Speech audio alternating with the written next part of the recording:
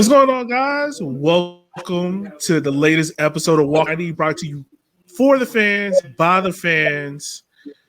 It's your host, as always, Yogi, and joining me is Mr. Kyle Carr and Eboni. She to go get some water because she's drinking too much beer. We're here to talk about everything USL League One. We got the power rankings to talk about. We got the team of the week to talk about. We got the USL Pick'ems, the spiciest picks in all of USL. Also, we got the game of the week this week. So get ready, guys. We're in for a good show. Cheers up. What up? So, guys, we've had a crazy week in USL League One. Where do you guys want to start off at?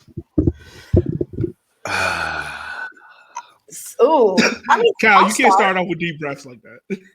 I'll start because you know what? I have to take back things that I said about my team. And I don't mind doing it. We were nigga already? You didn't put out the first book. Look. I said my team was going to be a dumpster fire, and we were just going to be here to cause disruption. And we did that, but we might actually be good. It's only been one game, but I like what I saw because I definitely went into Saturday going, you know what? I just want everybody to have fun. Everybody have fun, everybody get some time, and everybody learn something new. And I was very, very surprised at how much they attacked, how well they put passes together, and how cohesive they looked. Like, I have a young squad, new squad, and it was pretty fun to watch. Nah, I ain't gonna lie. I think I've watched probably up until Greenville scored the second goal that game. But I gotta say, you missed the one off the corner? Did you miss the shot off the post? There was a shot off the post? I ain't gonna lie. Once Greenville scored, I turned it off because I was watching Greenville. In literally like the 90th minute, we could have tied it 2-2. He hit I thought it was going in. He hit. So they hit the first one. It hit a player. It hit a Greenville player in the chest. It bounced back. Our player hits it, beats the keeper, hits right off the post, and goes out. I was like, oh my God, that could have been 2-2. Oh my God. What I was going to take my deep breath for is, so I said last week or 2 weeks ago, Tormenta maybe should have their hand over the panic button. Have it over. It would have been fine. And then they won. Against Tucson. And I was like, okay, start easing the panic button away. No problem. Like, good job. And then they lost to Richmond. Now it's like we're back over hand over it. Yeah, baby. We're right back over it. I don't know. Tormenta is going to be I don't know what to make of them. Tormenta's getting ready for the draft.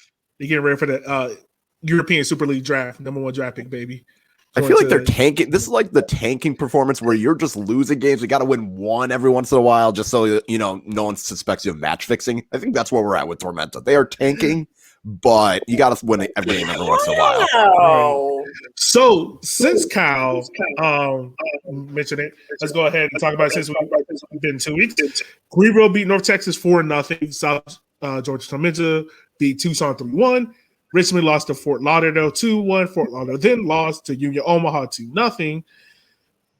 And then coming into this week, everyone's like, all right, I'm not going to lie to y'all. I was nervous as hell because I really thought, like, yo, we're going to lose this game to South Georgia. And first and foremost, before we go any deeper, I just want to personally, on behalf of the whole Richmond community, thank everyone out there for all the show of support, all the love that you guys have shown to the Richmond community. For those who don't know, beloved player, coach David Bulow passed away from a stroke 2 weeks ago.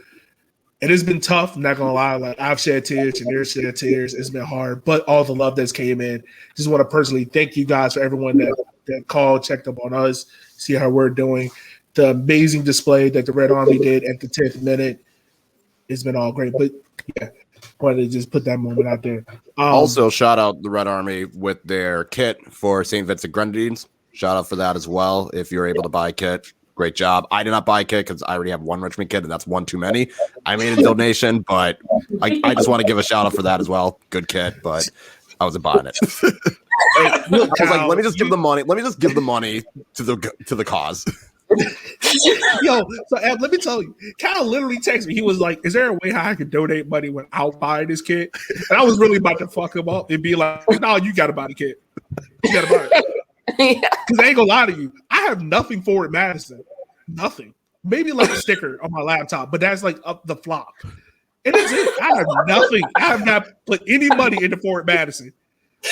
I bought the Heritage kit. I think that doesn't count. I don't think that counts for. I don't know if the Heritage kit really counts as Richmond. I think that's more. That's more like River City Nights. Like you, Yogi, kit is Richmond.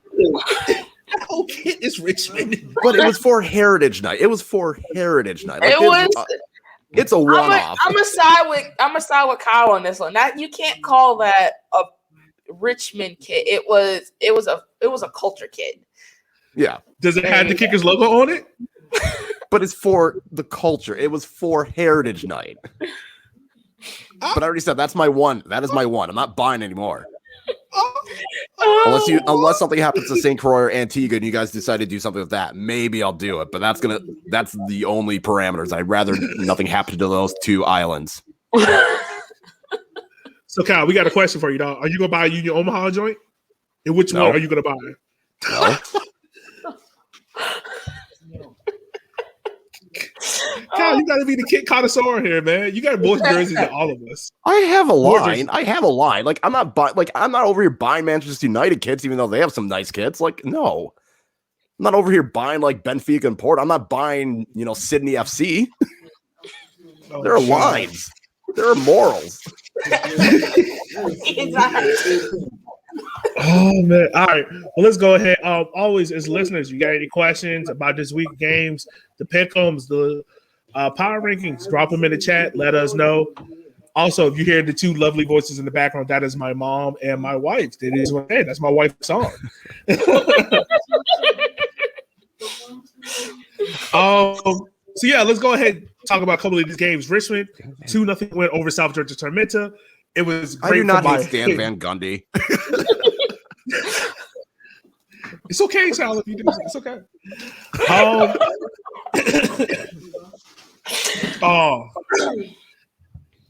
Anyway. Kyle, you gotta make this. All right, so we gotta make this bet now.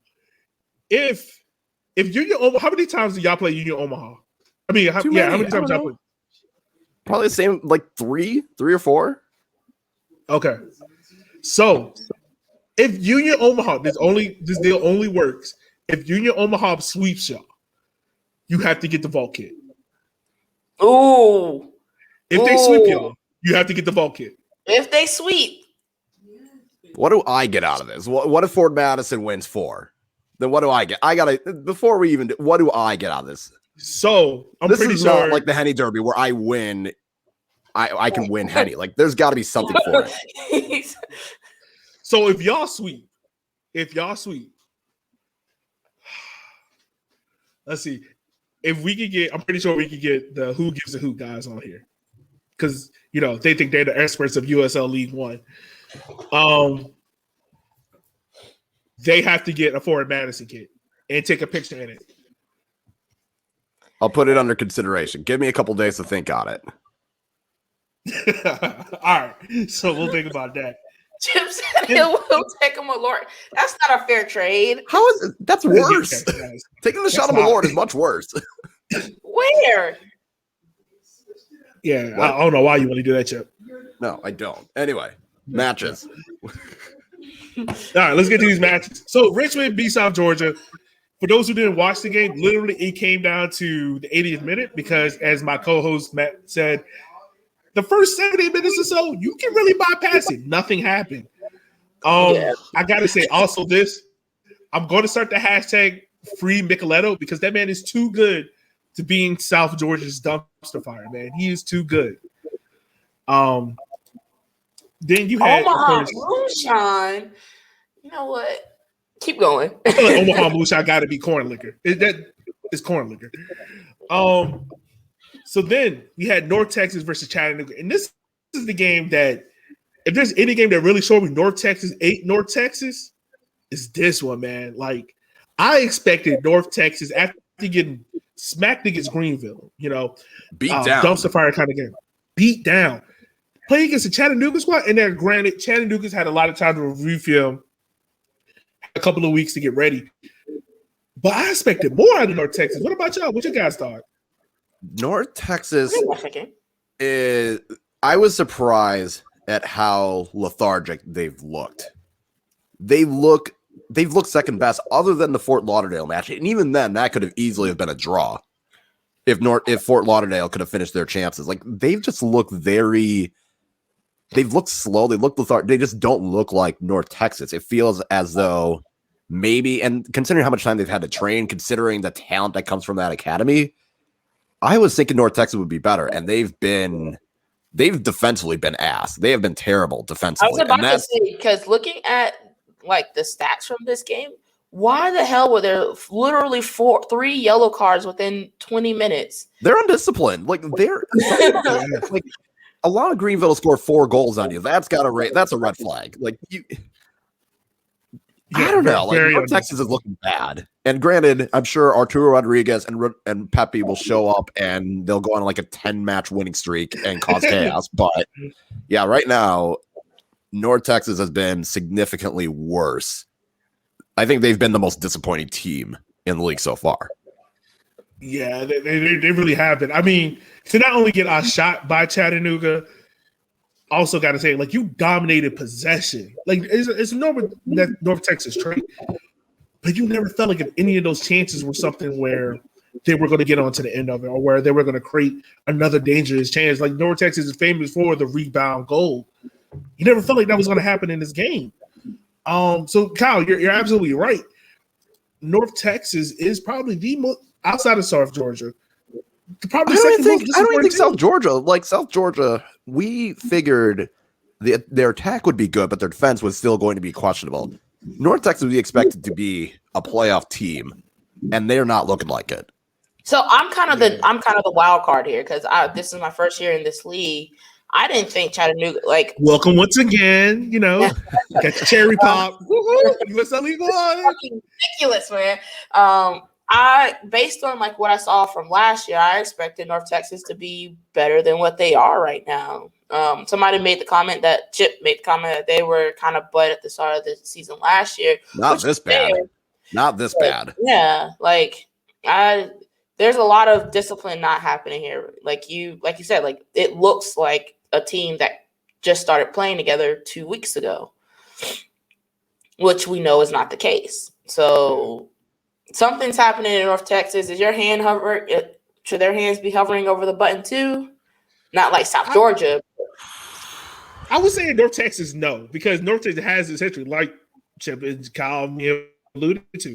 They have a history of starting off slow, and then somewhere at the middle of the year, a player from FC Dallas will drop down, or somebody will turn up, and they will go in a complete They'll get the results where it's like they'll beat a Fort Lauderdale, South Georgia, a Tucson, a Toronto FC, win 4 or 5 games in a row, be 8th place, and then jump up to 3rd out of nowhere like that. Yeah. So it's still very early. If I'm a North Texas supporter, I know Oscar down there. He's a North Texas boy. I'm not hovering over the button real quick. I think if you're North Texas, your next upcoming game, I mean, you got South Georgia. South Georgia, I got to say, outside of Micheletto, there's really nothing in that attack at all. I mean, I had it down as a draw, but if there's any game you want to get back on track against, is against South Georgia. That's the game where that might be the panic button game of the week. I'll say at the end of May, because they got South Georgia, but then they got 2 games against TFC 2. Depending on how those 2 games, if they can't get a win in either of those games, then you hit the panic button. If they can't beat TFC 2, then you hit it. Speaking of TFC 2, they signed a whole slew of players. Like, let's see. I'm trying to pull it up right now. While I'm pulling that up, let's go ahead and talk about the game that happened today between Revs 2 and Union Omaha. And I think we've all kind of been on the same put of USL League One is very, very happy that Union Omaha won this game at the Defs. I would have been surprised if Omaha didn't win because I watched the first half and how they didn't score even 2 goals was shocking. They were just all over Revs 2. Revs could have scored 1, but how Omaha didn't score in the first half, I was surprised, and then I didn't see the second half. But as you look at the stats, it's kind of one of those where it's like, if Omaha didn't win that game, there would have been a lot of how did they not win that game? They had all those shots, they had all the possession, they had most of the passes in Revs 2 Revs 2 half.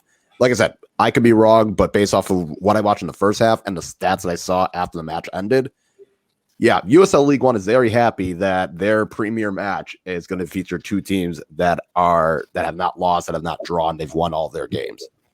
Yeah.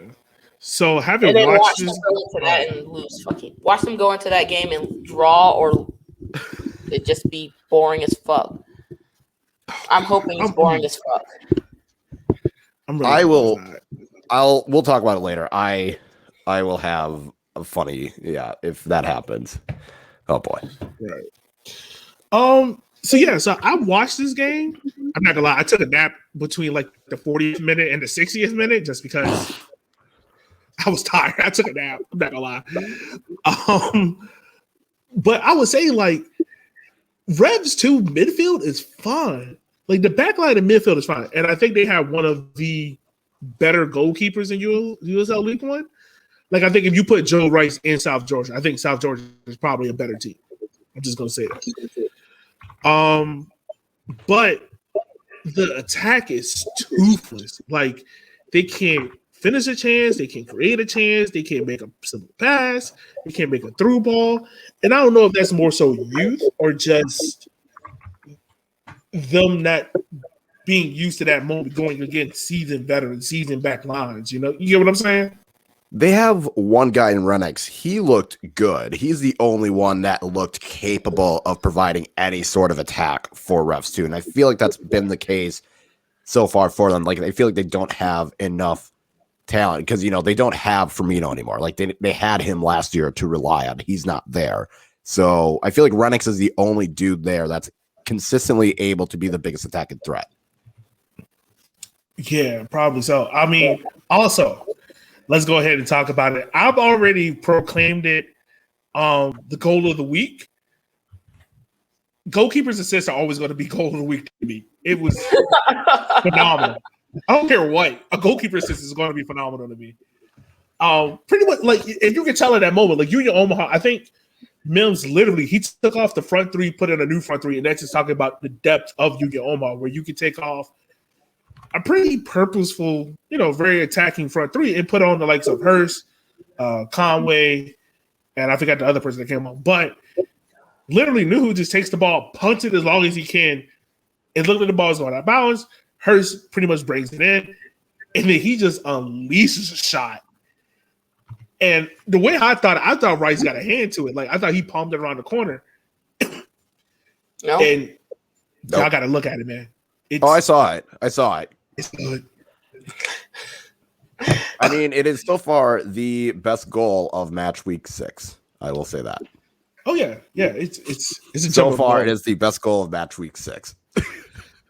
Yeah. Now I will say this about Union Omaha. No, Union Omaha fans are a little salty. They think that I'm not a so-called expert. I don't claim to be an expert. I'm just a guy that covers the league for fun and big time. Yeah, I'm not big time. Let's check that. Are we supposed to be experts here? Whoa! I'm not big time. All right. But I will say this: Union Omaha looked like they were looking ahead. Greenville kind of had the same thing where they were kind of looking ahead, but I felt like Greenville was probably a little more in control of their game versus North Carolina FC. But they got to a certain point. Union Omaha looked to like they were trying their hardest to like be focused on this Revs 2 game, but their real attention is on Sunday on ESPN2 against Greenville. And they just, how a team just it gives it the best example, Richmond against Fort Lauderdale too. Like we just overlooked them. We didn't take them seriously. we're making mental errors, mental mistakes. We're not really like making those passes like what we used to. Same thing Union Omaha was doing. Yeah, I mean, when you saw the lineup, that kind of signaled they're making sure they have their top players, most of their top players ready for Sunday. Not to say that they threw out a weak lineup, but they threw out a lineup where you had Conway and you had Hurts, and it's like, if we need you for 30 minutes, we'll play you, but ideally we're gonna try and get you a full week in between these matches. And granted, they came in, they did what they needed to, but yeah, I think there was kind of more of we're trying to make sure we have as fresh of legs going into Sunday as possible. You feel like they came in just to like keep their legs energized, you know? Yeah. It's like a little run around just to make sure that they are still up for the task. And I don't know, like it was. I mean, it was right. I think it was the right decision. Like you can, with the team that they have, they should have done that with the team they had against Revs 2 when you have Greenville coming up. Like you have to do that. Kind of like how Manchester United threw out their lineup on Tuesday because they had played Sunday and the Tuesday, and then they play again tomorrow. Like you have to Thursday, and then we play Sunday. And then Sunday again. Like you had to, like subconsciously, you got to, for the bigger games, you have to put out your best players. Yeah, 100%. I mean, we'll save that part for the end of the podcast. We'll get into that game later. Where you guys want to transition tonight? You guys want to go into the power rankings? You guys want to go into the pick'ems? Where you guys want to go here? TFC 2 signings? I will quickly talk about Forward Madison because I have to. Oh, God. We're not just going to talk about all. You didn't even mention that score, so we're going to quickly talk about it. I did it. I totally forgot. Did you forget? Did you forget? Didn't forget.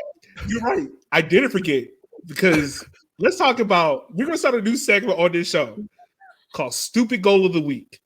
And this week, it goes to y'all. Yeah, that's fair. That was a stupid goal. Stupid goal to give up. Oh, yeah, y'all gave up. That was a really dumb goal to give up. It was a combination of individual errors, and I said this on the Forwards Backwards pod. The keeper he rolled the ball out way too soon. He got rid of it too soon, rolled it too far ahead of the defender. The defender probably could have gotten a touch on it before, instead of letting it continue to roll. Someone should have told the defender that the attacker, who did make a heads-up play, hey, this guy's closing down and you maybe get a touch on the ball, and the keeper should have done better to save it. Like, it was a collection of individual errors, and if Forward Madison would have just fixed one of those errors, you probably don't allow a goal. So, yes, it was a stupid goal to concede, considering Forward Madison didn't allow that many clear-cut chances to Tucson that whole match, which is good to see. I'm watching the goal now again, and I'm just like, why did he just let that continue to roll across his body for so long? Like, there was no talking. Gustavo thought he had time, and Bruno got rid of the ball too soon and rolled it too far ahead of him. It was, like I said, too many individual errors that easily could have been avoided. Yeah. But you know who did turn up for FC Tucson, though? Shaq mother. But he didn't score. Good job for him. But he showed up. Oh, yeah. He was giving them fits, but he didn't score. And that was my biggest concern was, is Shaq Adams going to torment Forward Madison? And he didn't. He did it. But shout out Jake Keegan. Talk about one of the fastest players. Also, I was trying to create a little controversy. Why is Mr. Who talks to himself in third person? That's weird as fuck. Turbo, not the captain of Forward Madison. I mean, he's been there for 3 years, and the guy that just walked in from the rival Greenville. Oh my God! You don't the captain. Shit. What's up with that? I mean, I'm just saying it's weird. I don't know. I don't know how the co-captain thing is going to work. How I view it is, it's kind of like a captain vice captain situation. They just decided to go co-captains instead of doing captain vice captain. Why Keegan wore the armband instead of Turbo, I don't know. Whatever. Keegan put in the captain's performance. He got the goal. So you know what? Good on him. Wore the armband, got the goal that he needed. I do have an issue with this. I do not understand how that goal and the Chattanooga goal beats out Emmy's goal for goal. Emmy's goal didn't even get nominated for goal of the week. And this man literally did a 180 and flipped it over Pablo into the back of the net. That was throw ball that goes in dude. 2 feet is. I was wondering how the one that NCFC scored, because that step over, he cooked him on that step over for that goal. He laid 2 defenders and bruh. Cooked Can we him talk on about that it? step over. Can we talk about it? Can we talk about it? No. Message I'm gonna is give you the single cam. I'm gonna give you the single cam because we got to talk about it, bruh. So I was in stadium. That was probably one of the best goals I've seen live, and I watched us put like 5 up against Charlotte Independence, and oh my god, the way he just was like so confident on the ball, and he literally cooked that whole, like, that man had to retire after that game. It was phenomenal. Just the spin, the crossover, the shot right into that top corner, amazing. I can't.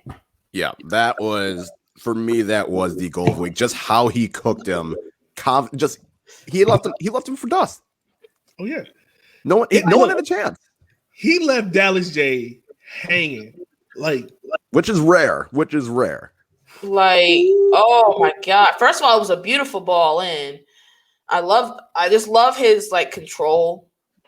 Like, left the man just, and then just to like split both of them for like the other defender to not step as soon as he saw like his man getting destroyed over there, like ISO'd. That's just bad defending. But to just have the composure to bring it down, crossover, leave the man just stuck. All 3, like the defender he dropped, the defender that didn't step over, and the goalkeeper just stuck. Right. I'm excited for this front like 6 because it's gonna be they're gonna have some fun. Oh yeah, 100%. So I got it pulled up for Toronto FC2. They have signed at least 5 new players, but a lot of the players they signed, it feels as if. So for those who haven't watched MLS this year, we don't blame you. MLS sucks. USL League One rules. It feels like Toronto is kind of going through this quote unquote rebuild. They're starting a lot of young kids, and that's what it feels as if Toronto FC is doing. Like, they're just putting guys here and being like, all right, look, you're going to be signed up to Toronto in the summer. We just got to put you in TFC too because we are playing in Orlando. But a couple of players that came in, you got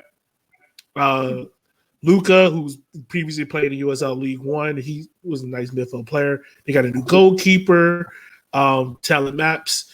And then the one that kind of caught everyone's attention was Kevin Politz.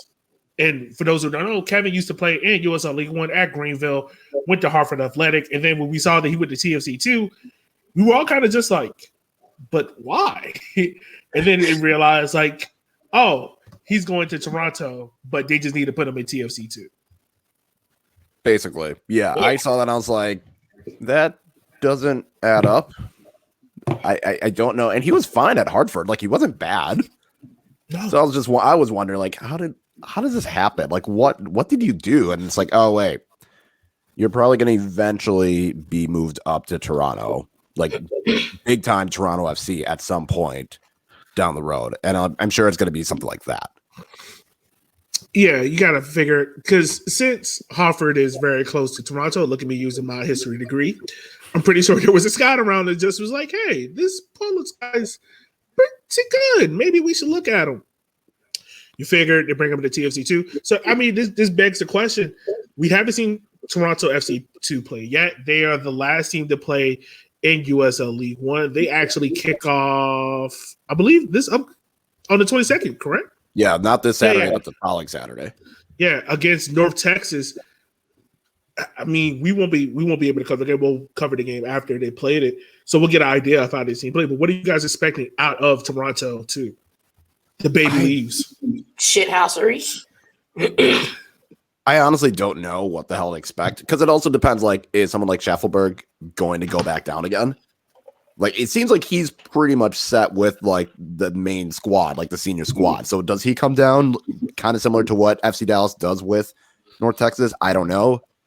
I just don't know what to expect with this with Toronto FC2, they could be absolute ass. They could be a playoff team. I don't know. I'm going to lean towards them not being that good because a lot of their good young players are already with the senior team. Right. Yeah. Someone asked if they were still affiliated with FC Dallas. Are they?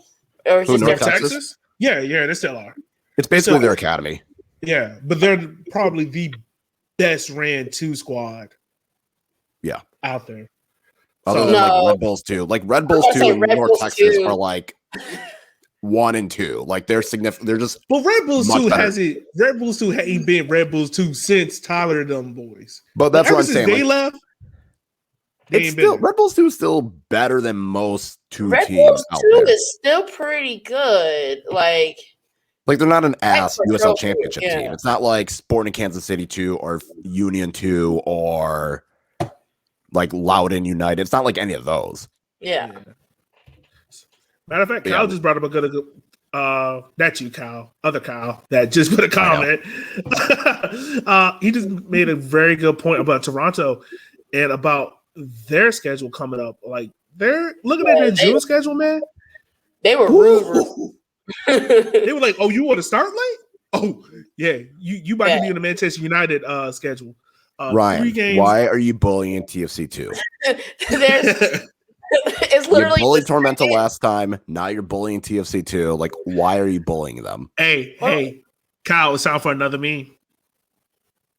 This is ridiculous. So they played the 2nd, the 5th, the 9th, the 13th, the 16th, the 19th, the 23rd, the 26th, the 30th. That's all in June. They don't have a week.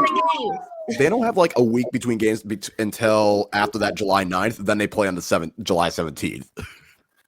Bro, this is bullying. That's just rude, bro.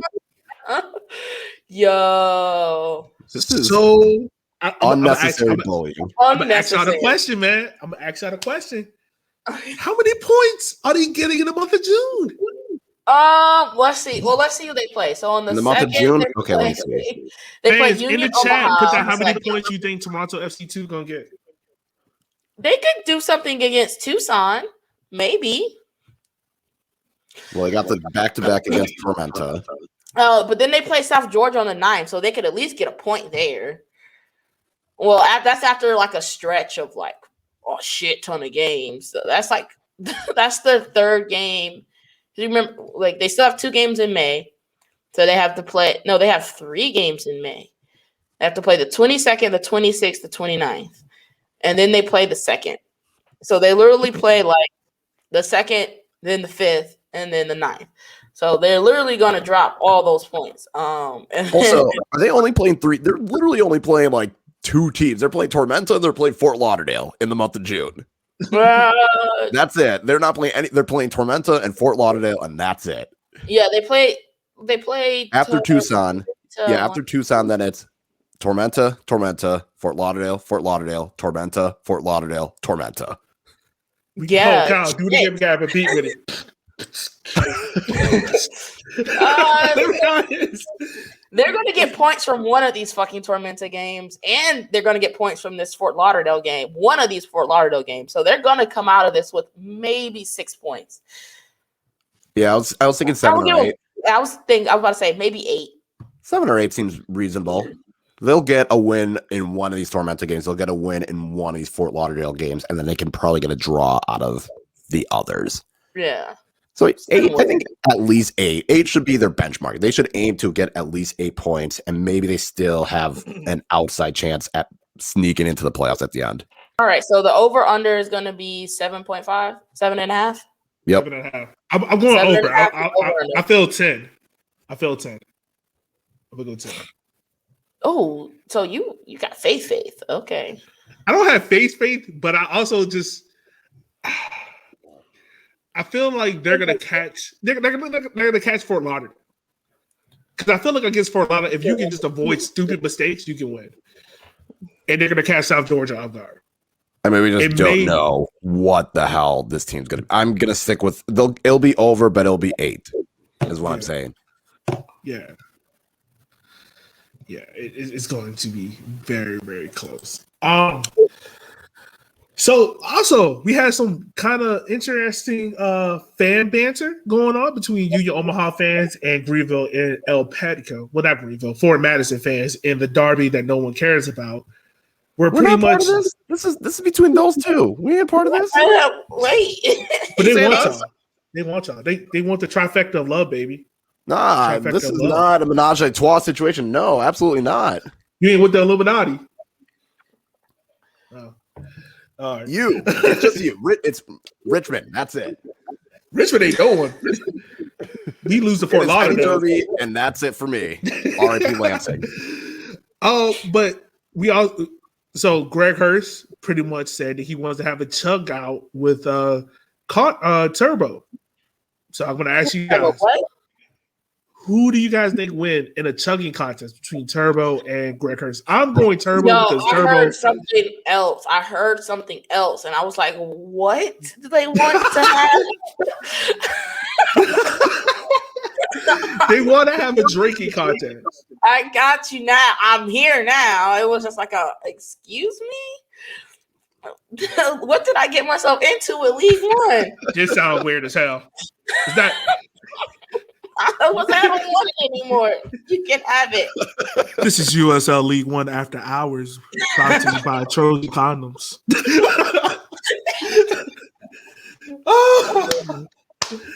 Oh man, that's what I told you, yo. We're the best live show out there, yo. We have fun every day.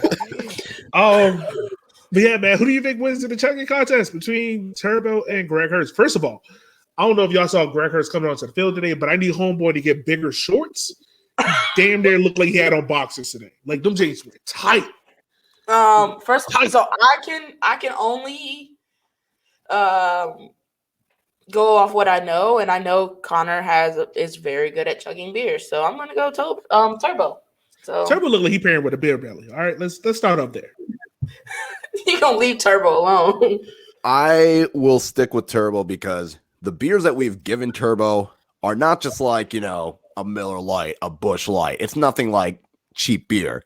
Like we're giving him some ridiculous like craft beer for him to chug it. He's chugged it all. So I'm sticking with Turbo. After running 90 minutes in the game. Yes.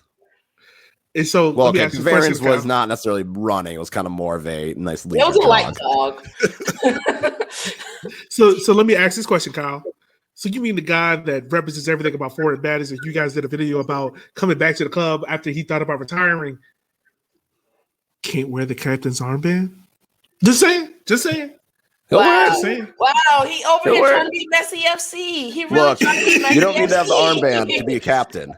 You don't need to have the armband. Just saying. There are a lot of people that wear an armband that are not captain material. For example, someone that plays for the England national team. Yeah.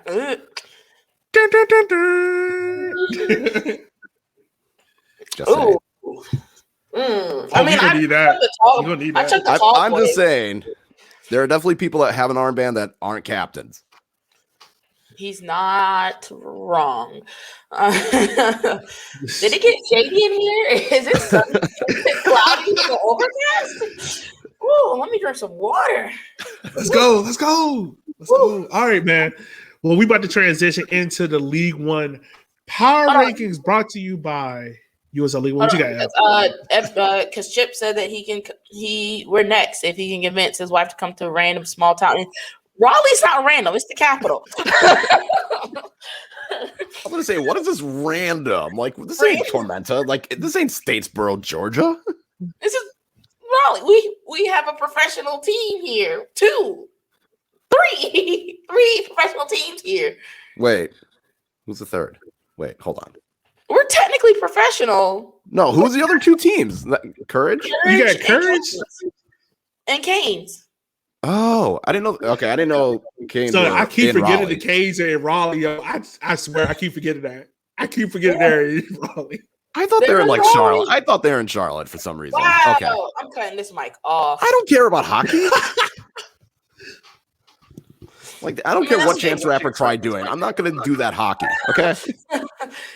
I mean, yo, Chance really did try to get black people hockey. Everyone was just like, nah, we good.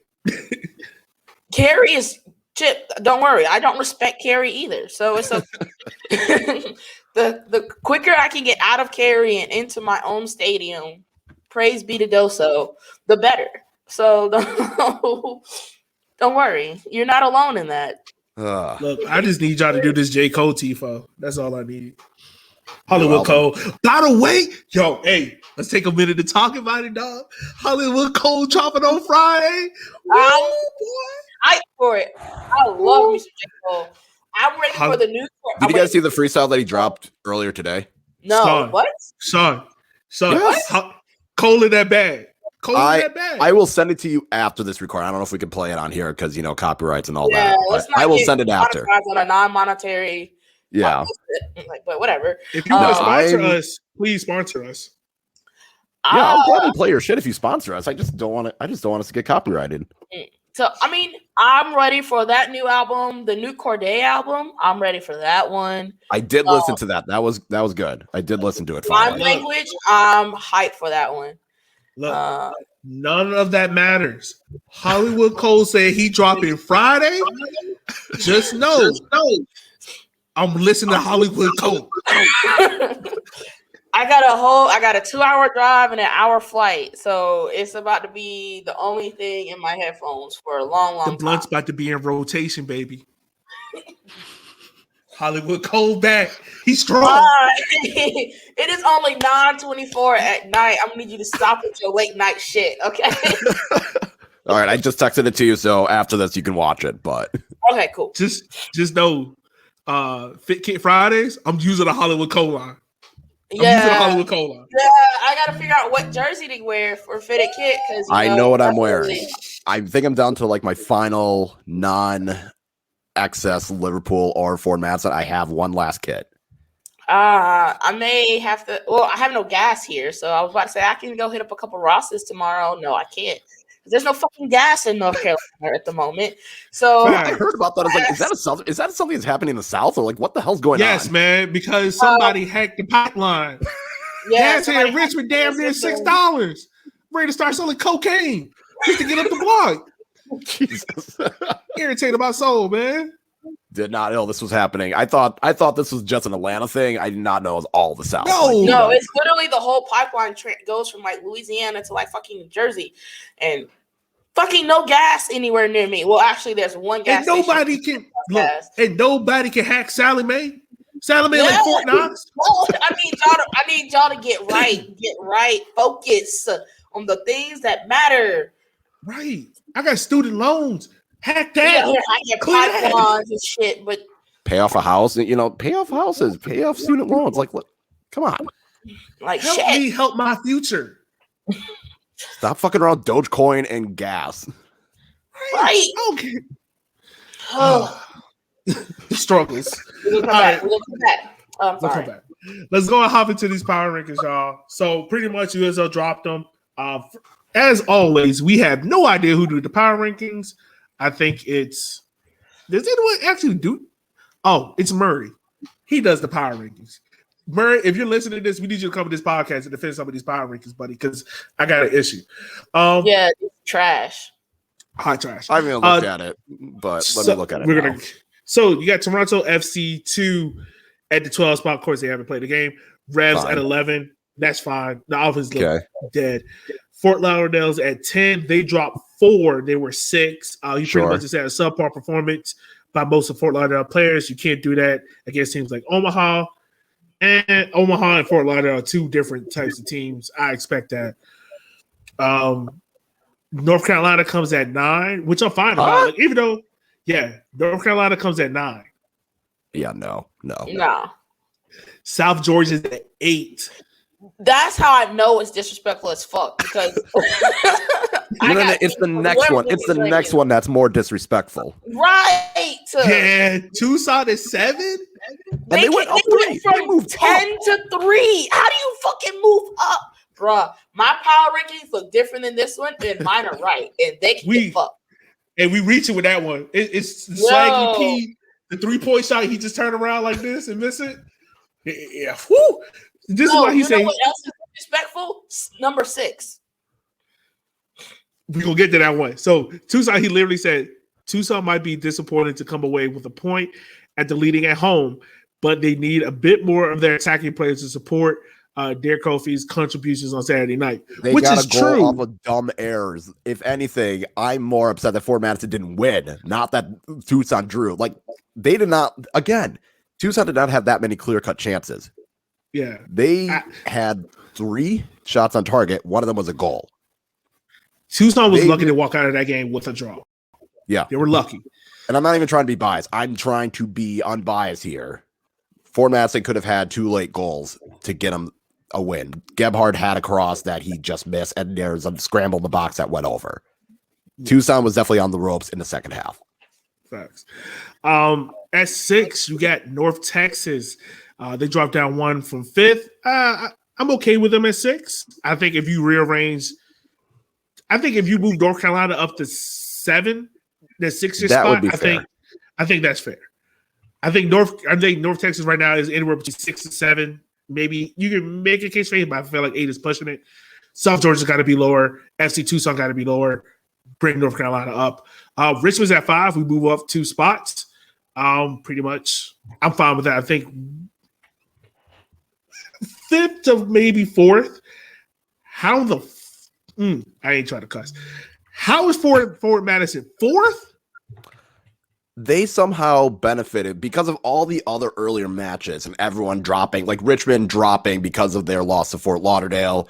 You know, North Texas now dropping after getting smacked by Greenville, and now this. I feel like Forward Madison just held on, and I don't understand how Forward Madison and Chattanooga are 4 and 3.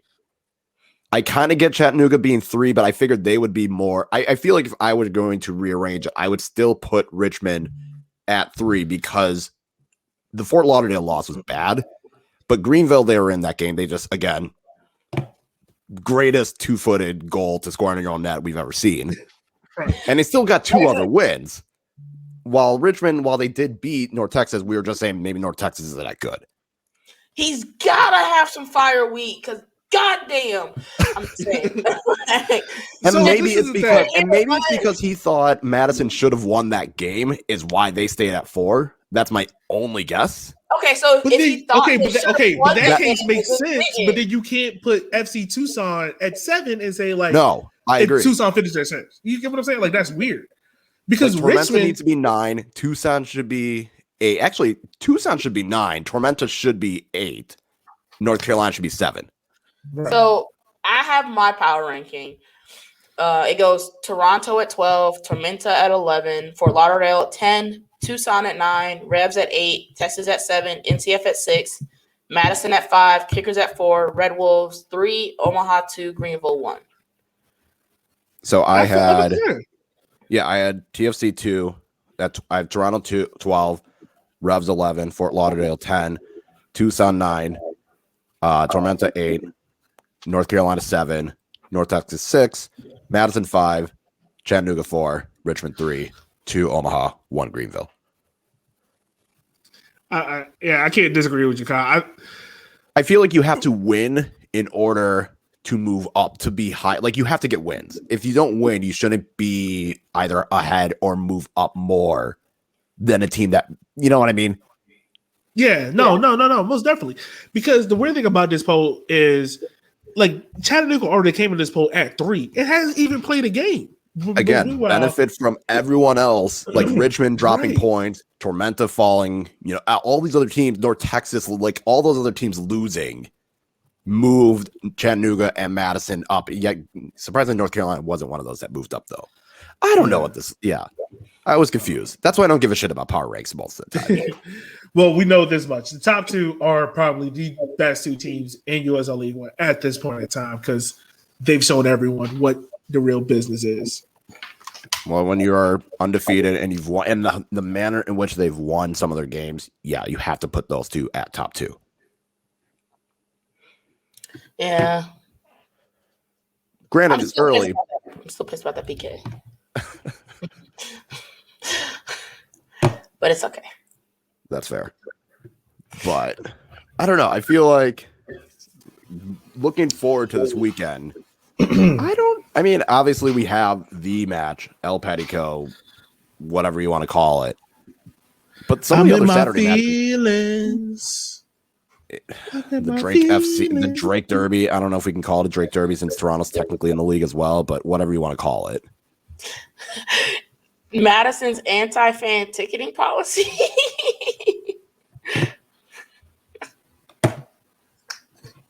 I don't know what there is to talk about, really. Hold on. I don't know what there really is to talk about. I wouldn't say it's really anti-fan. I mean, there's still a Panenka going on. So they selling it's single game tickets, which is a miracle in and of itself. I think I feel like this is completely overblown, but it is what it is. Not my problem. I'll be in the flock end. I mean, I'll be there this weekend. So, if you don't know, Kyle, if you didn't know, I'm going up to Madison for their game this weekend. Can we get a story from the Instagram? You know, y'all two gonna be together, IG it up. I'm doing game signs with my hands. We're about to go game signs in Madison, Wisconsin. All right. They'll shut down the whole stadium. Hey, get the black one. Get the black one. We're doing gang signs in Madison, Wisconsin. I'm like, what right is on the Capitol steps. Wisconsin GOP is going to tweet about it.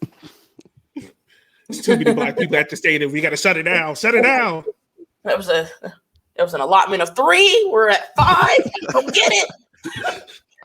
It'll be fun. It'll be fun. My bad. I got sidetracked. I mean, your ticketing process was a little weird. Not gonna lie. I had people in my mentions asking me how I got tickets, and I was like, dude, Madison ain't fucking playing. It's white. They ain't fucking playing, bro. There is a Panenka. The public health is breathing down my neck. I swear, I'm waiting for them to come in and shut the shit down right from the kickoff. Like that is still there. The public health of Madison, like the fact that Madison even has games in Madison, minor miracle in itself. Thank you everyone in Madison for getting vaxxed. You know, over half of Dane County getting fully vaxxed. Good job on them. Yeah, I'm surprised. It was just a little. I was like, this is a little bit more stringent than I thought. But okay. The one city in Wisconsin that's taken this pandemic seriously. Yeah, everyone was like, "Oh, Wisconsin was the worst with the pandemic," and I was like, "But I'm going to Madison. It's not like I'm about to be out here in Milwaukee licking poles and shit." Milwaukee's trying their best. This is not good enough. We don't do that. Okay, but let me change that. We don't do that sober. Oh, okay. So. Drunk is up for interpretation with licking poles. Got it. I don't know. Like you go to the Northwoods, you go north. They're going to be doing some dumb shit up there. Yeah, the further north you go, the more country it gets. Yeah, the further south you go, the more racist we get. Yeah. There's like no middle ground there, is there? No. Not in Wisconsin. Tennessee? No. Oh, okay. I was about to say, what's the middle ground there? Tennessee? I was thinking whole country. We are not calling Tennessee no goddamn middle ground. No. Right. Like Missouri, I don't know. Like the closest I can think of is maybe like Ohio, and I don't even know if that's middle ground. But you're not getting me in Ohio. I don't. You gotta stop. The only middle ground Ohio. you could probably say is like Maryland. Sure, but stop suggesting fucking Ohio. Everybody, listen to my words. Fuck Ohio. The best thing you can do when you get to Ohio is leave Ohio. I ain't got beef with Ohio. I ain't got love for Ohio. It's just there. It's just another state that's there. Matter of fact, let's talk about it real quick. Who's the first team in USL League One to rebrand like the Columbus Crew? Oh, Columbus SC. Who's the first team? So we're see, I would say Chattanooga, but that would require them having fans that would get pissed off that they would do it. Yeah. Tucson? Maybe? I was about to say it's gonna be a like I feel like it so what you're saying like is the rebrand like they're doing a rebrand and it's complete shit? Yes. Or just rebranding? It's rebrand complete and shit. complete It's shit. gonna be a 2-team. It's gonna be a 2-team. Yeah, I wasn't including 2 teams. I could see Greenville doing a rebrand and their fans not enjoying it. That's fair because they built that. Because I'm trying to think who would do a rebrand that would piss people off. And I would feel like Greenville would be the closest. I don't think Omaha would do a rebrand and it being pissing people off. Madison's not going to do a rebrand, or at least not do it and stick with it. We just rebranded, so there's no way we'll do another one. Elliot, you've already said the Kickers will not drop the name Kickers, so... Oh, I didn't say we won't. I said if we do, we burn the city stadium to the ground. Like I am completely fine going to jail for arson. You can change the badge all you want to. Drop Kickers if you want to. This we gonna end up in the goddamn fire like Atlanta did back after the Civil War. Shit. So we're going City Stadium to the crowd with me. So, I mean, process of elimination is Greenville. We're going Greenville. Yeah. They are going to be the ones that will do a rebrand that pisses off their fans. Oh, yo, what if they rebrand as Atlanta United too? Be like, hey guys. If Atlanta United rebrand, they will burn the city to the ground. They are burning everything. Everything. Let them re-fucking brand to ATL UTD 22. Atlanta United will rebrand, burn the city to the ground, and then brag about how they burned the city to the ground and won a trophy for it. That is what Atlanta United supporters will do. They will be pissed, burn it down, and then brag about how they burned it down, ask for a trophy, and then brag about how they had the largest people to burn down a city. Oh yeah, that's 100% true. Like you come to Richmond, you take a Henny. That's that. It is what it is. Can we draw the line? I'll take a Henny shot. What I won't do is your Henny and Red Bull bullshit. No. Henny and Red Bull, dog. No. The fuck is wrong with you? No. Get lit. We went too good, too quick, and I'm just no. Look. Anyone that's from Richmond can tell you. No. Anyone that's from Richmond. Look, Dave in the chat, he can attest to this. The sandwich of Richmond is a fried bologna and cheese sandwich with chopped onions. But the drink they gonna get you crazy is that Henny and Red Bull, dog. You gonna get you lit. You gonna be ready to do a marathon and hit a motherfucker at the same time. No. Both of y'all seek counsel. No.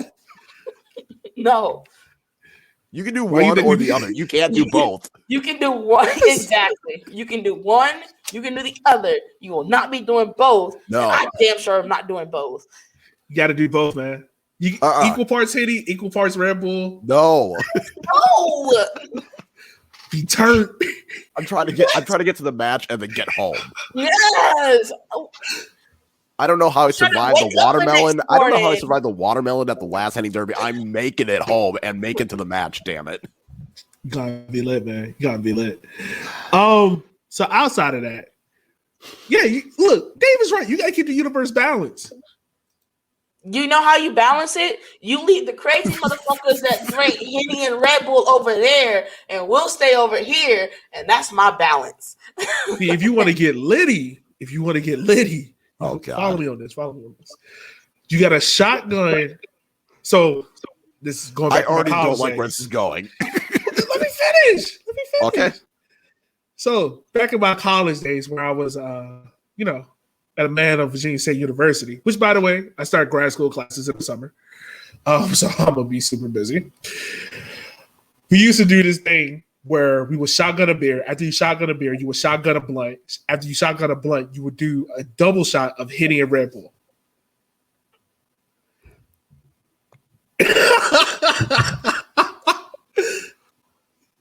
What the fuck? Yeah, or you can do that. Either way, you do a Henny and Red Bull. It's going to happen.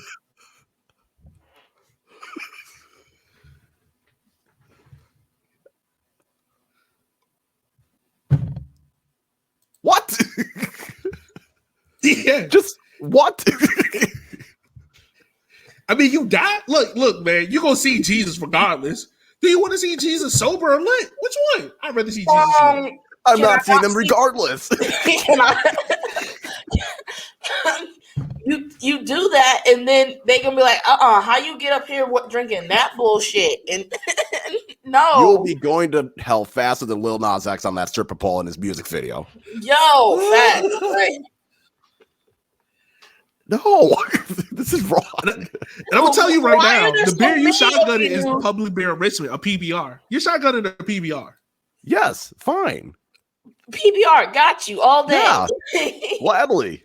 Why are there so many of you? I will shotgun a with this? PBR and then do a shot of Henny after. That I can do. No problem. Because for the Yeah. longest time in Richmond, you could not watch a Kickers game sober.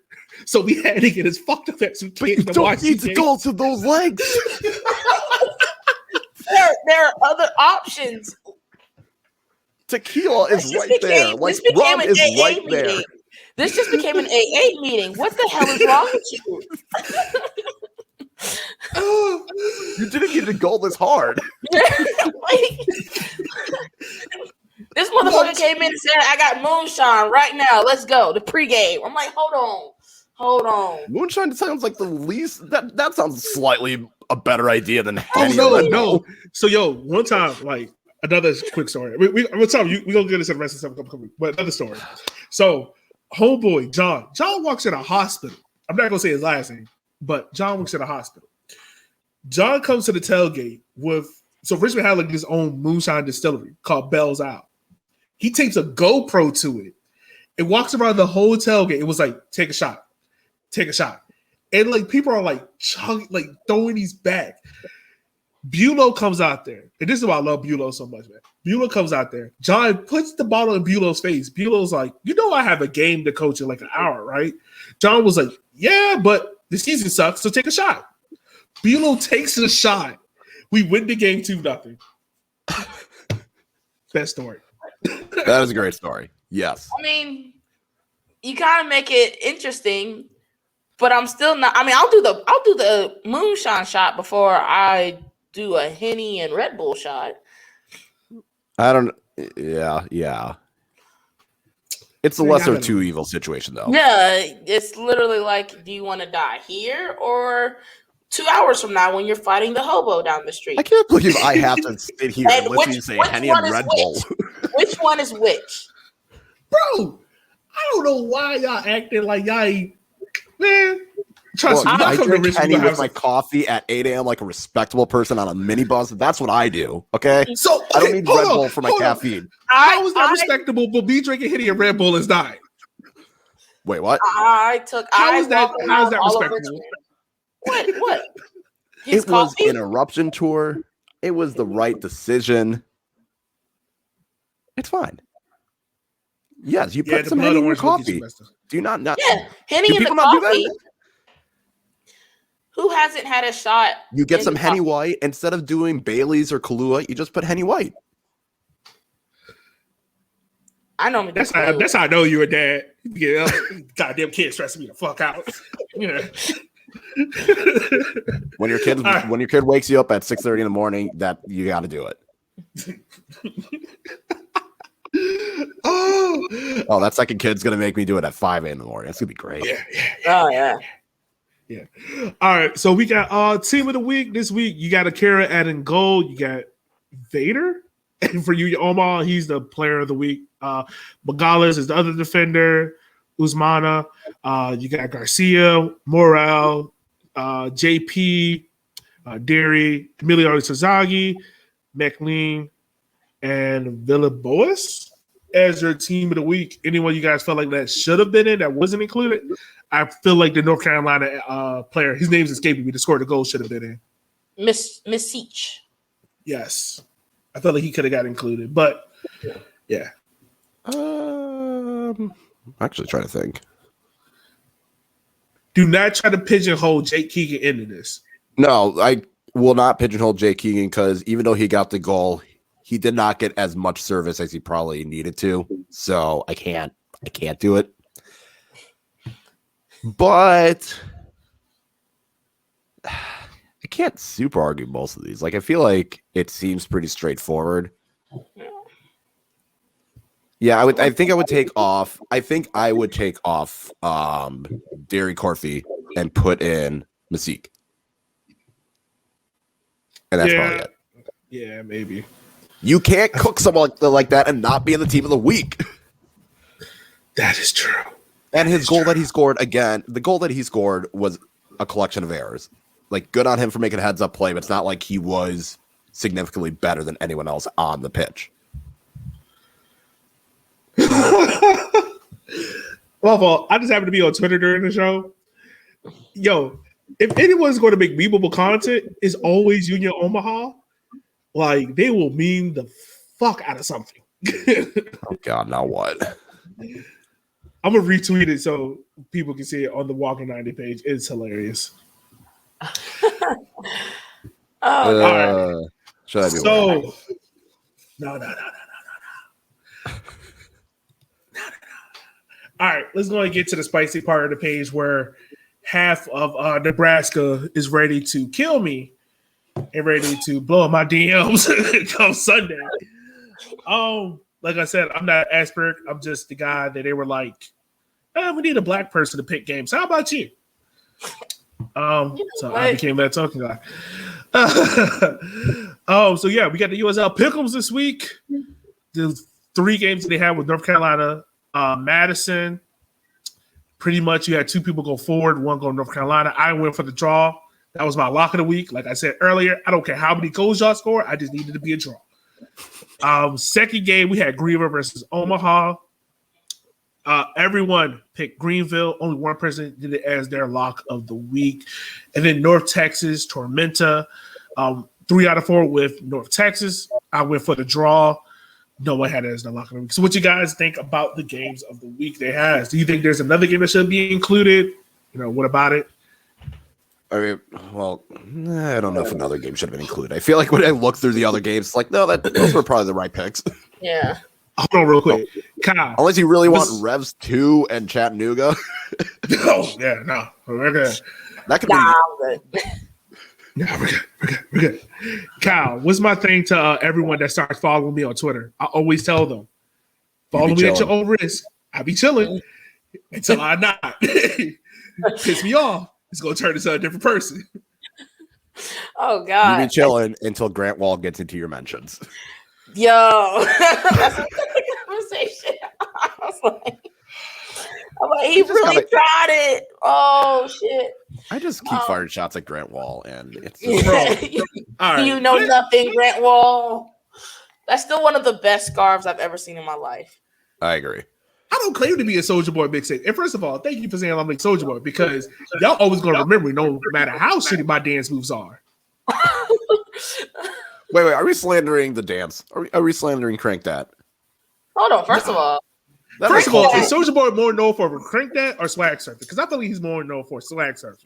No, Crank Dat. No, Crank Dat. Okay. I don't think when I think swag surf, I don't think Soulja Boy. Yeah. When I think Crank Dat, it is 100% Soulja Boy. That is what made him the biggest. That's what made him the star he was. So let me ask this: how deep in the hole did y'all get into Crank Dat? Like, did y'all get into the Superman and like Batman? Oh, yeah. Like, how far into that hole did y'all get? I want to say I got deep into that hole. Like I got to Aquaman.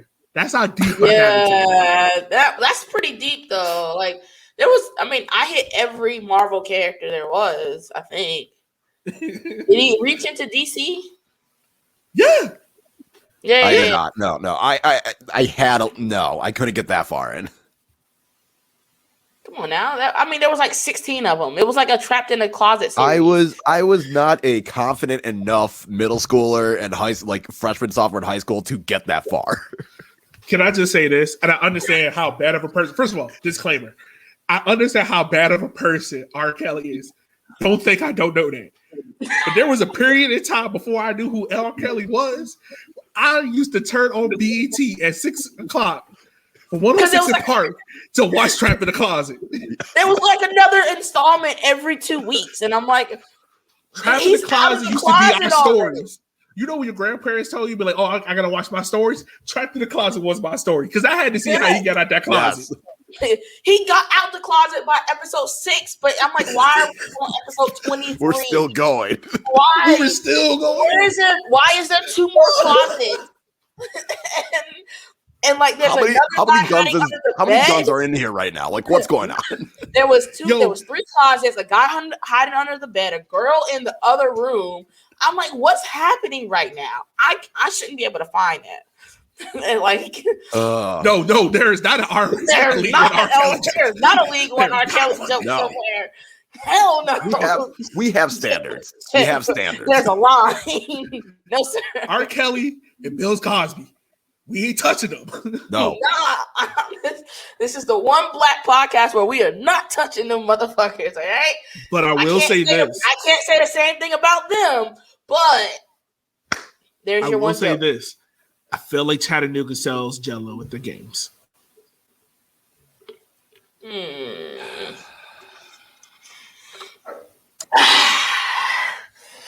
That was so Forward Madison versus North Carolina. The games of the week. The game of the week. I don't believe it's gonna be a draw. Fuck your draw. Ooh, man, 106 in Park was different. It was too messy. Did you know AJ hair used to be a wig? Yes. You can't tell me you didn't know that lace front.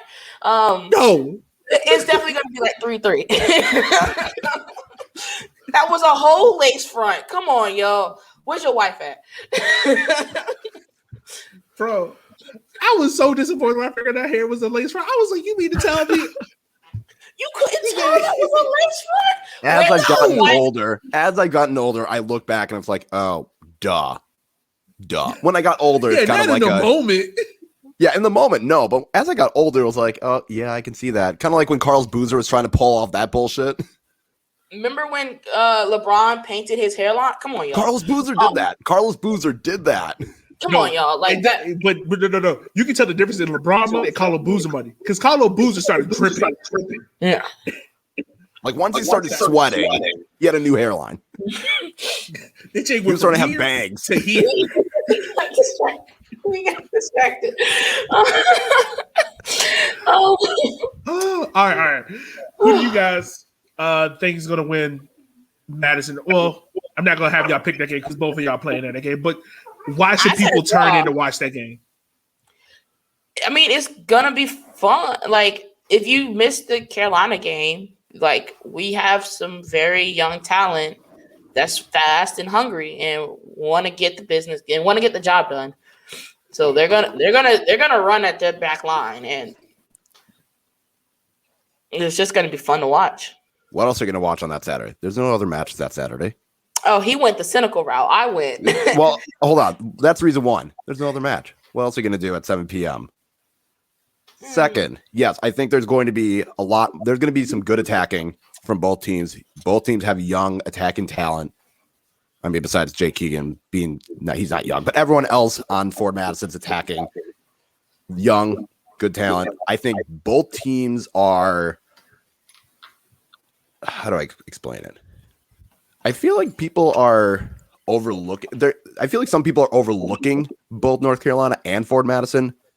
Because I feel like people look at Forward Madison and they're still thinking of last year's Forward Madison, which is fair, but pretty much all the attack is gone from that last year's team to this year's team.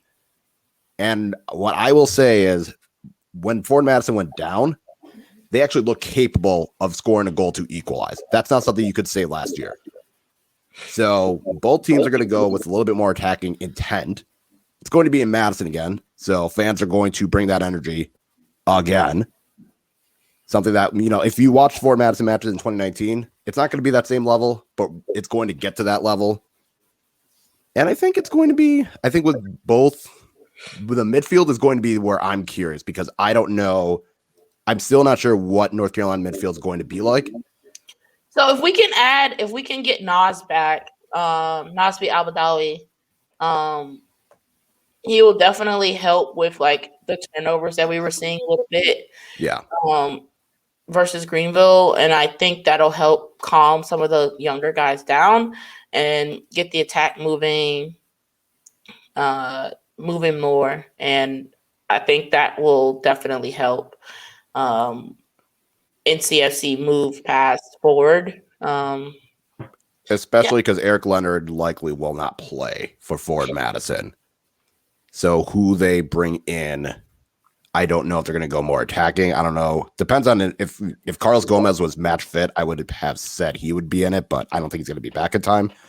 So this is what the midfield battle is going to be. I'm interested because all those attackers, all of them are going to attack. They're not going to want to defend. This is why we for the draw.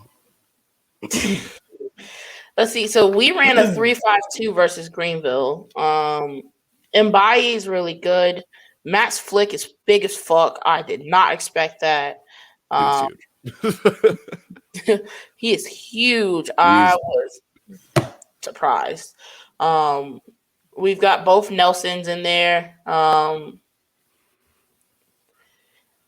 Pearson had a pretty good game. Joshua Cone had a really good game. JT Kamara is going to be that wild card in the midfield.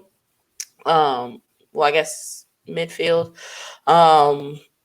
forward type position because he got forward a lot. He's going to be that one that's going to really help dictate play.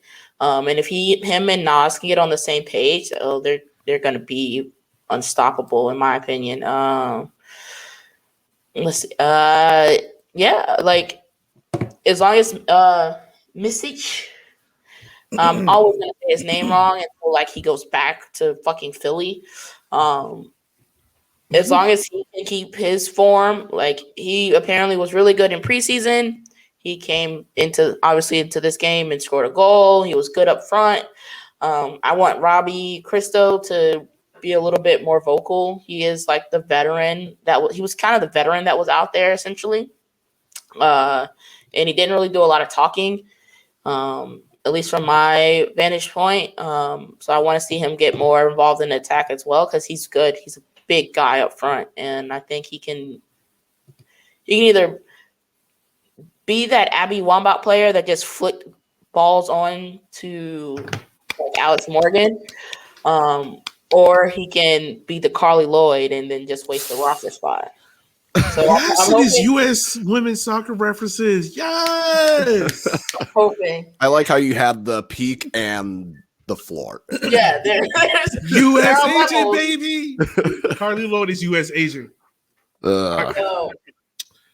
But no, Madison, I feel like they're going to have a similar starting 11 that they did last week. The only change is, like I said, Eric Leonard probably won't start. Maybe Malloy. Maybe trying to think. Maybe they throw Manoa Fuson, go more attacking. I also feel like Pato Diaz will go back into the starting lineup at right back. The reason why he didn't start last week was because he only had like a week and a half to really get into training. So I think now that he's a little bit more caught up, it should be interesting to see. Did y'all let Lockerbie go? I don't know. I know he's not on the roster. I don't know what happened there, but no, he's not on the roster. Okay. I was just wondering. So we got that game. We're going to save the Greenville Omaha game for the very end because I'm pretty sure that's what everyone's waiting to talk about. North Texas Tormenta. What's your picks for it, and why should people be invested in watching it? There will be goals because neither team can defend. Yeah, it's going to be damn no defense, just vibes. Because that's going to be your vibes game of the week. Yeah, that is you're going to get Greenville Omaha, and you're going to go from that, and then you're going to get the absolute fuck it goal. Defense doesn't matter. No one can defend. It's going to be like 8 goals in that game. I think it's going to be like a 5-3 North Texas win. God damn. They can't defend. All right. They cannot. Neither team can defend. There's going to be 8 goals. So does South Georgia go up at any point in this game? No. Yes, I think they get an early goal. They get an early goal in like say the 10th minute, and then it just all goes to shit. So they score first, and then it's just over. No, they're gonna try and defend. They're gonna try, and the North Texas doesn't care, so they're just gonna keep on attacking. Like I said, Tormenta will score early, but they still cannot defend enough, especially against North Texas, who they've shown when they want to be good at attacking, they can be good at attacking. But that is definitely the vibes match of the week. Right. So the other games you got, all the games are on Sunday, which is weird. I don't know if USL League was trying to have Sunday night football. Isn't the championship one also? Isn't the championship ESPN match on Saturday, which is probably why they moved all the USL League One to Sunday? Let's see. I got it pulled up right now. Yeah, 8 p.m. Rowdies in Phoenix. That's that game, and you got a couple championship games, but nothing too major. We don't talk championship on this podcast. It's all about USL League One. But that's the only reason why I think the games are on Sunday. Yeah. So, like mentioned, y'all play on Saturday at 8 p.m. Y'all got the night game. And then on Sunday, you got Greenville, Union Omaha at 4 p.m., which I'm not going to lie, like, I want that to be a night game. That should be the night game. That should be the night game. But you got North Texas, South Georgia at 7. You got Fort Lauderdale, FC Tucson. Real quick, who do you think win that game? Tucson and Fort Lauderdale and FC Tucson. Tucson. 2-0. 2-0 Tucson. Jack Adam Brace.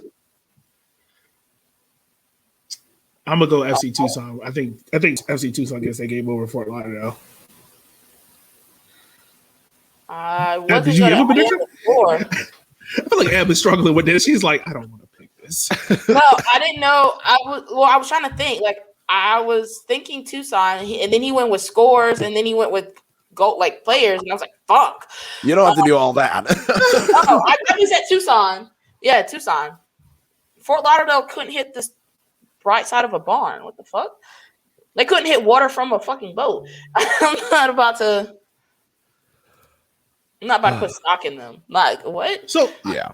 So question. I don't know Central Time because I'm on the East Coast. What time is this Union Omaha game in at 4? Would it be 3? 2? 3. 3? 3. Yeah, that's too early. Yeah. I'm just getting out of church. You know, black churches be 2.5 hours. Oh, that's on you, man. I ain't like the fact that you know what though, that timing actually works out pretty well because the only other MLS match is Cincinnati and Miami. I'm not fucking watching that. Who wants to watch that? No one. Get that match, and then because NWSL isn't until later that day. Oh, are they? Yeah, the Pride and Spirit is 5 Central. And then Orange Chicago is 6 Central. So this is a good time for that match because the only other competition is Cincinnati, Inter Miami. There's not much competition. That works out. I don't know what black fan is eating at 3:00. Yeah, I don't know either. In the last game, the late game is 8:30. You got Revs 2 in Chattanooga. Who you got on this one? Revs. Let's go, Revs. Draw. I'm gonna go Chattanooga. I'm gonna go 1-0 Chattanooga. I haven't seen enough out of Chattanooga to really convince me that they'll blow this game away, but I've seen enough out of Revs 2 to know they can't score. This is going to be the worst match of the weekend. It's going to be a draw. It's going to be an awful draw. Yeah. I feel like if Revs 2 win it, it's going to be because of a Chattanooga mistake. Like, it's going to be because it's not like Revs 2 broke them Joe down. Rice stands on his head. Which he's very much capable of. We've seen that before. And the game that everyone has been waiting for us to talk about. We've been waiting for this since last November? October. When Kobe walked in the door, it was like, y'all not having a championship game. No. Hold on. Because somebody, we're talking about Cincinnati. Did y'all see that whack-ass video? Yes. Oh, my God. That's all. I saw it. I don't want to see it again. It's the fact that they couldn't even pick a correct tune. They none of them could get the same tune going together. It was just all. Yeah. You know why? Because they had one of us in there. You know, we pick up on tune quick.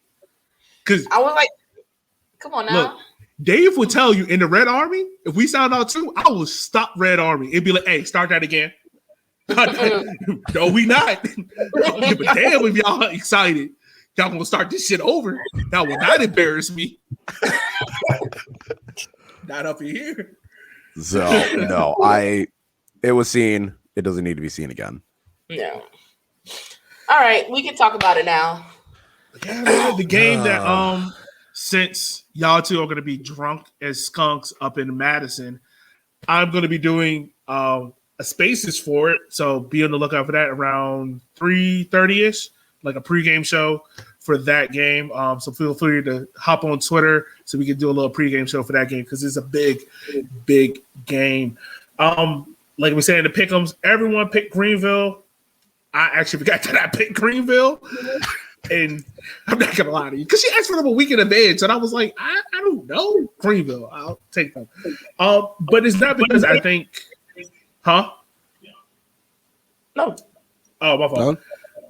No? It's not because I don't think Greenville is a better team.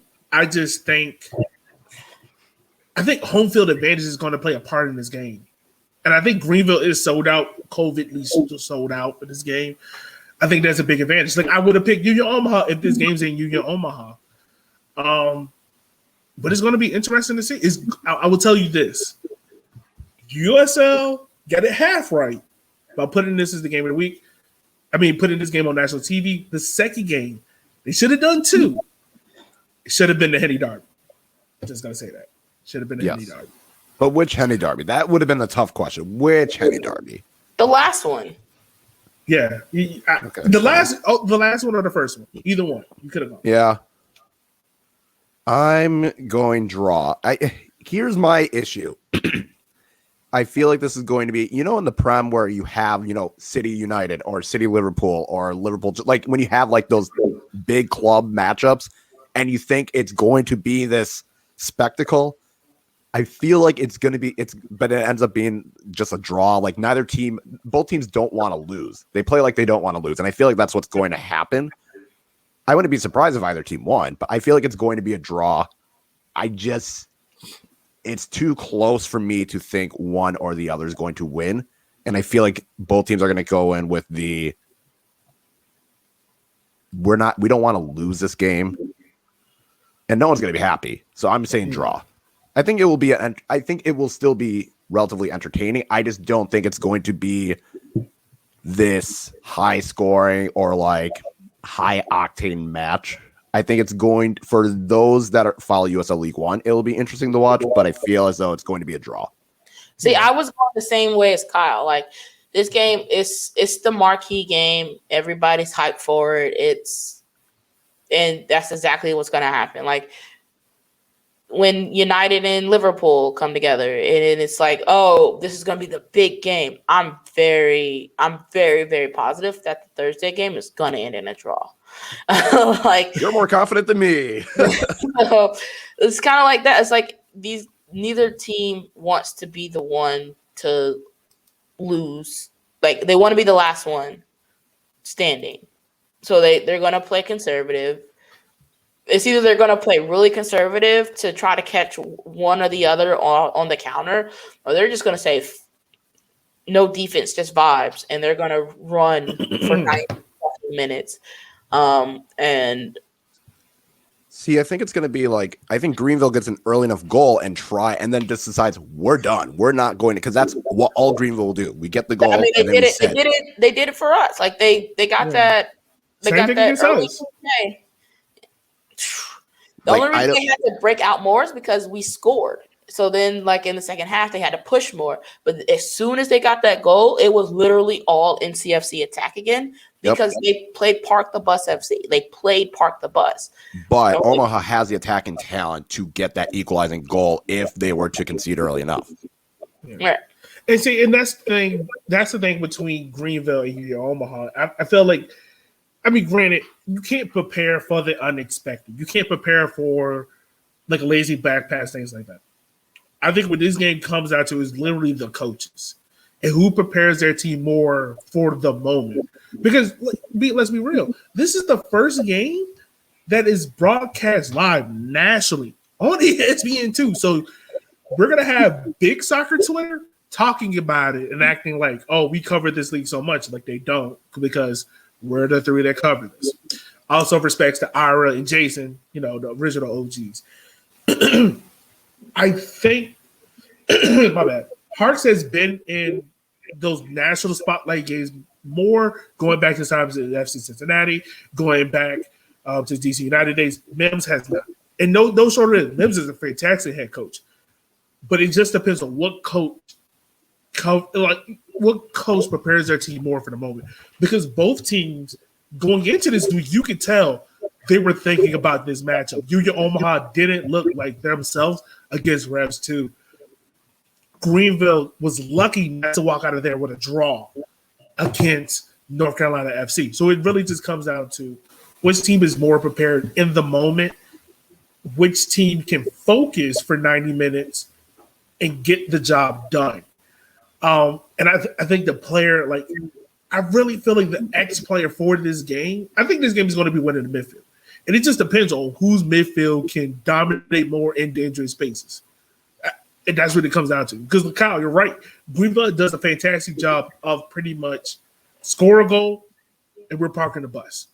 Union Omaha does a great job of we're gonna gauge pressure. We're gonna put you in awkward moments and force you to make mistakes. And it's just about who can make that moment happen first and then who reacts after that. But regardless, I think you're gonna have a great game. I feel like it's going to end in a draw, and neither fan base is going to be happy, and we're going to have these same arguments over and over and over until they play again. I mean, imagine getting scored on by Greenville as a fan. Only no one makes you bleed your own blood. Only we can score on us. It'd be your own defender. It'd be your own, man. It'd be your own fam sometimes. That's fucked up. That's gotta hurt. I mean, I don't know. I don't think it's gonna be the barn burner that people think it's gonna be. It's just gonna be.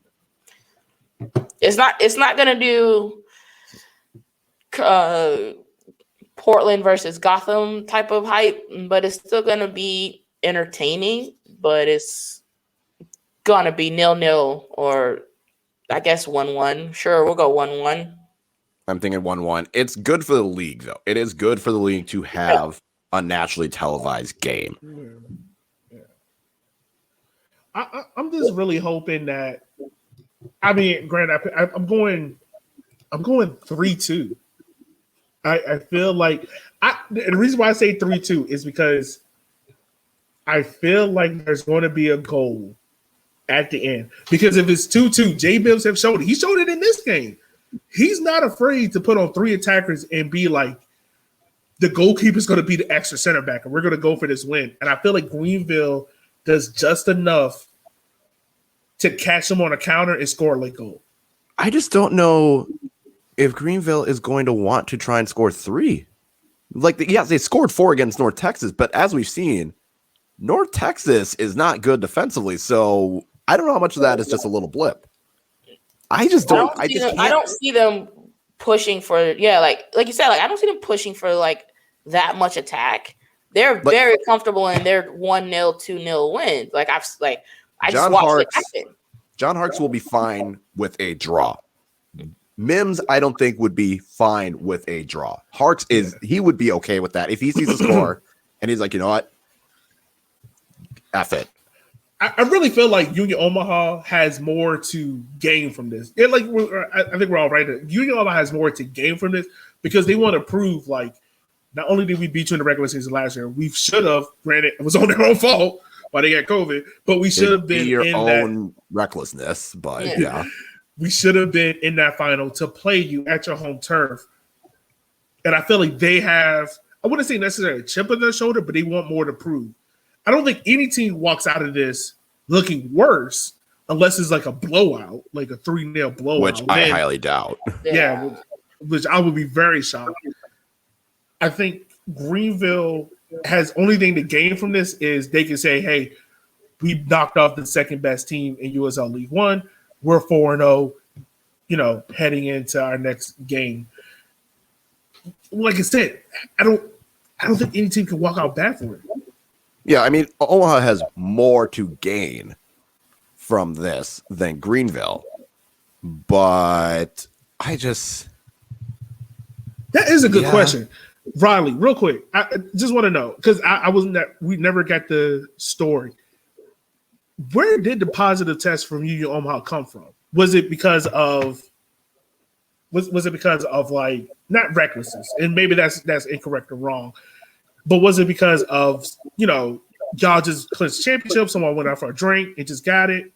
Or it just happened to be like one of those weird, you just happened to press up against someone? Was it an Orlando situation, or was it a Tampa Bay Lightning? Not Lightning. Rowdies? No. Yeah, how did Rowdies happen? Not Rowdies. Whatever hockey team just had it rampage through there. Well, Rowdies is because they are in Florida. Oh, they got it traveling. They got it traveling from Greenville to Fort Lauderdale. Okay. But even still, like, that's so weird. Oh, it was just weird that both championship and League One finals got called off because of COVID. It was, that's what happens when you play in a fucking Panenka. But it's also weird that they gave the championship to Greenville, but then made the championship. They gave League One champions to Greenville, but also split it for championship. Like, they don't follow their own rules. The only reason I would say League One was easy to do is because Greenville was so ahead of, like, you got the regular season. They were constantly number one.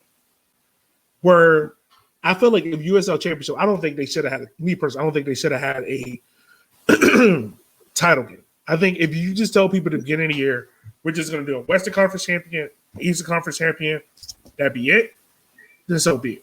I think that I was going to say, for the championship, they didn't play, like, Western Conference teams didn't play Eastern Conference teams and vice versa. Like, they had their own little pods. So I think that's why with the championship, it was like, okay, here are all these winners because they each had their pods. League One, all these teams at least played each other once. So it was like everyone played each other. It's not like there wasn't a team it's not like Greenville didn't play, like Fort Lauderdale. It's not like Omaha didn't play, like they may have only played them once compared to twice, but they still played them at least once. So I think that's why it was easier to say they played each other based off of points per games. Here's the winner, which was Greenville. From start to finish, they were in first. While championship is kind of like, how would you can't really do points per game because it's not fair for a team, say Phoenix, who had to play El Paso, New Mexico, San Diego, who are better than like Tampa Bay, who are playing Loudoun and Atlanta United 2, stuff like that. It just would have been a lot harder to find a fair way to pick a champion. Yeah. So that's why this podcast is important, because we get to the root of issue. We now got the full story of why the positive test happened. That's why this podcast is important. Look at us Look at us being good reporters. I know, right? What the fuck with us? How we go from Hennessey and Red Bull to finding out the facts? I don't get it. We do it all. That's what we do, man. We do it all. We do it all, baby. We do it all. Oh, man, we have hit the 90-minute mark. We're now in extra time. Guys, we got 2 weeks off. We'll be back semi-quasi. I want to say right before Memorial Day, if I did my math right. Oh, I don't know. Fuck. Maybe so. Maybe so. But after this weekend, on Saturday the 22nd, you got Chattanooga versus Fort Lauderdale, Richmond versus North Carolina FC, South Georgia versus Greenville, Toronto versus North Texas. On Wednesday, you got the Bird Derby, Forward versus Union Omaha at 8 p.m. And then we got late night football. You got Toronto versus FC Tucson at 10 p.m. Yo, what? On Wednesday? I'm done. Late night. No. Late night. And then on Friday. I'm not even staying up to watch my team. No. So that following week, I'm just hoping I can get to that Madison Omaha match. I'm just hoping I can make it by then. That's my goal. That's my only goal. Nah, fam. You know that baby's coming. It's gonna pick the I told you about that baby's coming on Saturday, dog. For those who don't know, Kyle is about to be a proud daddy of 2 babies. And 2 under 2. Yeah, what a life. That baby's coming Saturday, dog. Baby's coming Saturday. No, here's what's going to happen. It's going to be kickoff. I'm on the Capel stand. I'm not going to have my phone, and all of a sudden, I'm going to have like 5 people rush to me as I'm on the Capel stand saying, you need to leave. I'm like, oh, okay. Yo, Kyle, Union Omaha fans, if y'all sweep. No. I don't like where this is going. Union Omaha fans, we're going to bring it full circle. We're going to bring it full Union circle. Omaha fans, look, if Kyle Baby, if y'all sweep Forward Madison, Union Omaha fans should get your baby a onesie. Union Omaha jersey. Spits up all over it. It could be a great bird cloth.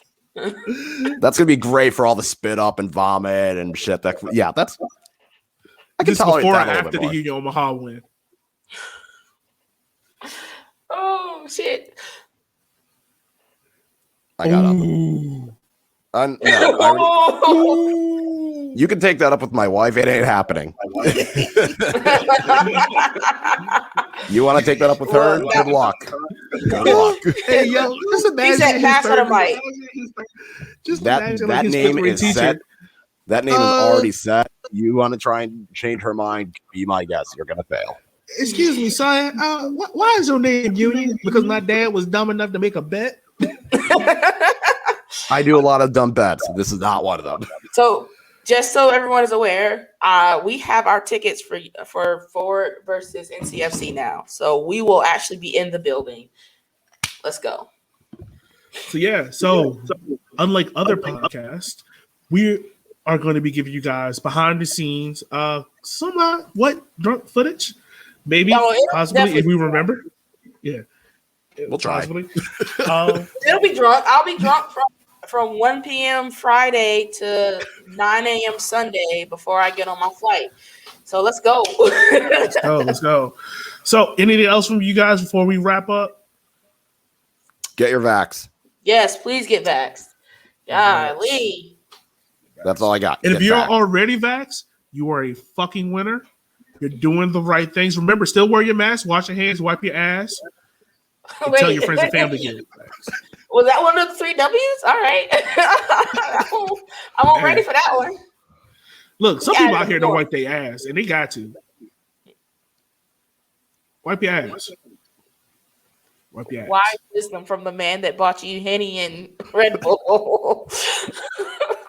He has standards. He has a line, damn it. He has a line.